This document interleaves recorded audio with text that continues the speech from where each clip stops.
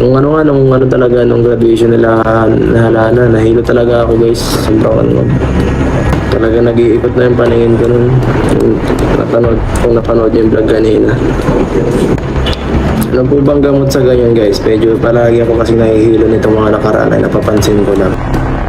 Yo guys! Magandang araw, magandang gabi mga kalingap. Siyempre, at muli, magbabalik na naman si Papa Shider upang magatid na naman ng kakaibang news, update, balita sa inyo lahat mga ka-EDSI natin dyan. Siyempre guys, no, for today's video guys, Kalingap Edu guys, may iniinda yata siyang sakit guys. Ano naman kaya yung sakit na iniinda ni Kalingap Edu? Ito guys, no? Makikita natin dito at maririnig natin kay Kalingap Edu ang kanyang iniindang sakit sa kanyang katawan. Ano kaya to guys? Tara guys, pakinggan natin at panoorin natin si Kalingap Edu. Siyempre, kung bago ka pa lamang sa ating YouTube channel, huwag kalimutan mag-like, mag-share, mag-subscribe, pahit na notification bell button para updated kayo sa mga ilalabas natin reaction video mga Kalingap. At syempre guys, no, huwag kalimutan suportahan sina Kalingap Rob at Edo Vlogs, Kuya Balsad Sumatubang, at Ate Ligaya Vlogs. Lahat po ng Kalingap, no? Ate Edna Vlogs pala, lahat po ng Kalingap, suportahan po natin guys, no? Itong video ito guys ay napanood ko kay Kalingap Edu guys. At huwag na natin patagalin to guys. Panoorin na natin. Let's go! Nung ano talaga, nung graduation nila, nahalana, nahilo talaga ako guys. Sobrang init din siguro, saka sobrang pagod. Talaga nag-iikot na yung paningin ko nun. Kung napanood yung vlog kanina. Diba, kung low blood ako, hindi ko maintindihan.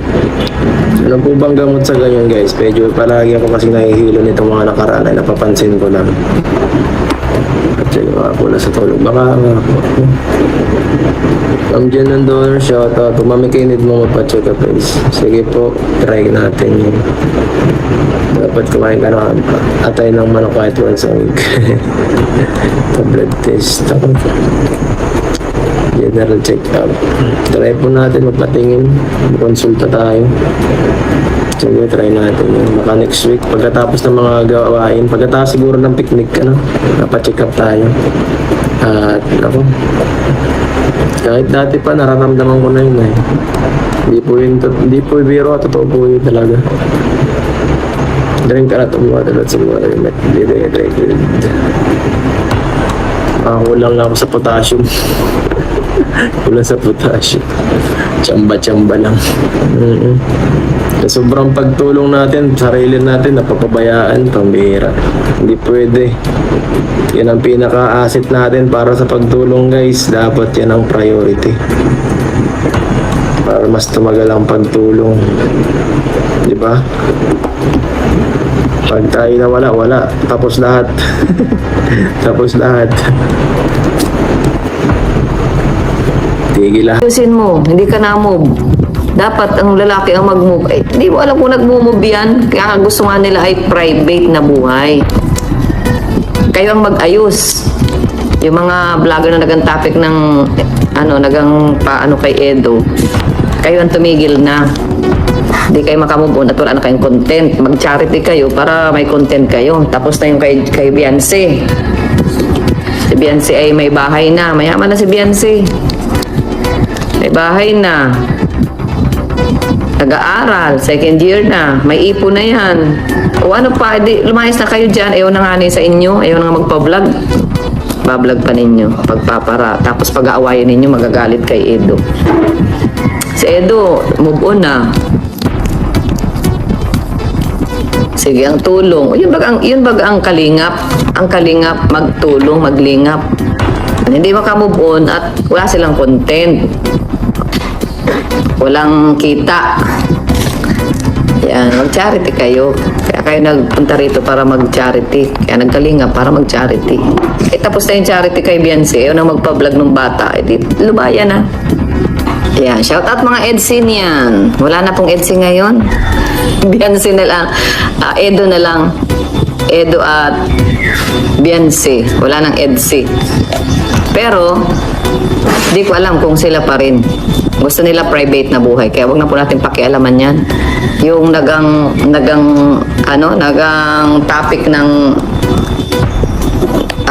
nagagalit kay Edo at hindi inaayos. Ano ba ayusin ni Edo? Wala man dapat ayusin po. Ayos na nga sila. Bakit nakikialam kayo sa buhay nila? Ayos na nga. Gusto nila yung private na buhay. Huwag yung panghimasukan. Ayun, di makamubon yung mga reactor na mga nagatopic ng EDSA at wala na silang content. Hindi pa ka mag-charity at mag-charity kayo, hanap ng tutulungan, ibang tutulungan. Si Biancy ay okay na, kahit di na yung tulungan, may bahay na, may ipon na yan, mayroon pa yung sweldo, may allowance pa yan sa Velvet tuwing ma-live yan. So, kaya na niya ang buhay niya, di ba? Baka nakalimot na kayo ng tamang purpose kung bakit may kalingap. Makalimot na kayo. At di kayo makamove on. Pag-aawayan pa ninyo si, tawag doon, pati yung magulang ni Edo, nadadamay, walang mga kamalay-malay, gawa ng mga bashers, gawa ng mga topic ninyo, kata-topic ng mga react. Yun nga guys, narinig natin si Kalingap Edo na may iniinda daw siyang mukhang low blood yata. Itong si Kalingap Edo kailangan kumain ng masasya at siyempre gulay at siyempre yung mga mapapait tulad ng ampalaya dahil namumutla daw siya at lagi daw siyang nahihilo guys. Dapat mag-check-up na po itong si Kalingap Edo dito sa kanyang nararamdaman na to guys, no? Mahirap na guys, no? Kaya guys, ito po yung nararamdaman niya, laging hilo, tapos low blood. Kalingap Edo, ito talaga siyang mag-check up mga kalingap. Yan, no? Dahil sa sigalit na nangyari dito sa parang ng mga EDSA, siguro nagkasakit din itong si Kalingap Edo. Kaya ganun talaga ang buhay guys, no? Hindi natin masisisi ang lahat kasi parehas na naman silang nakapag-benefits dito. Siyempre, parehas din naman sila karabyadong parehas. Pareho silang nakinabang dito sa love team na to. Ano tayo magagawa dito? Ganun na siguro sila, ganun na lang siguro sila guys. Pero siguro yung mga ibang mga supporters ay umaasa pa rin na magbalikan ng tambalang EDSA. Pero guys, nasa kanila na yung decision guys, no? Guys, hanggang dito na lang muna ang ating reaction video for today mga kalingap. Siyempre, kung bago ka pa lamang sa ating YouTube channel, huwag kalimutan mag-like, mag-share, mag-subscribe, kahit na notification bell button para update yan kayo sa mga ilalabas natin reaction video mga kalingap. At siyempre guys, no, huwag kalimutan supportahan sila Kuya para sa mga ating end of vlogs. Kalingap Ram,